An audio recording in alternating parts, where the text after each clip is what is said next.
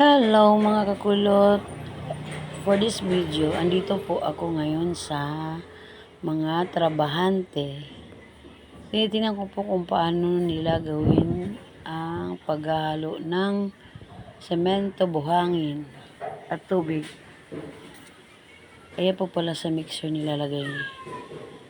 Inuuna ang buhangin, tapos semento, tapos tubig.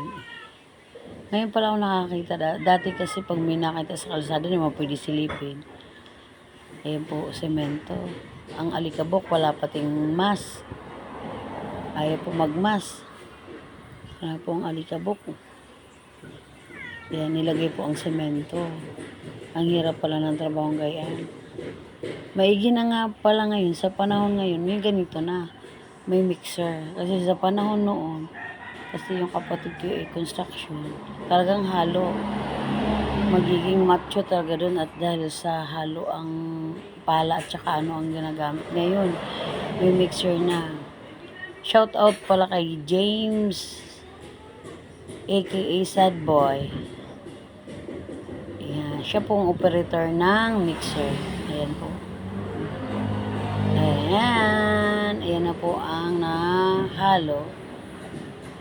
Tingnan mo, ang dali-dali lang gawin, pero ang hirap kasi pag nagbuhat ng buhangin at saka semento, mabigat. Ayan po yung naghahakot po ng nahalo na nilalagay sa timba. Tapos, ibinibigay dun sa naka-red. Siya po yung naghihila ng halo, ilalagay sa timba, tapos hihilahin pataas. Ang hirap ng trabaho na yan. Tignan mo po. Ayan, ang ginagawa nila. Araw-araw po yan.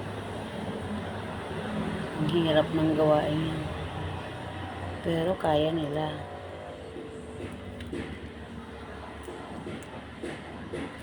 Di ba po? Matagal-tagal pa po yung gagawin nila dyan, at yan ay ano pa, malaki-laki pa. Pinapalis na ako niyan ng aking, yan yung operator, kasi nga daw malikabok, talsik na simento.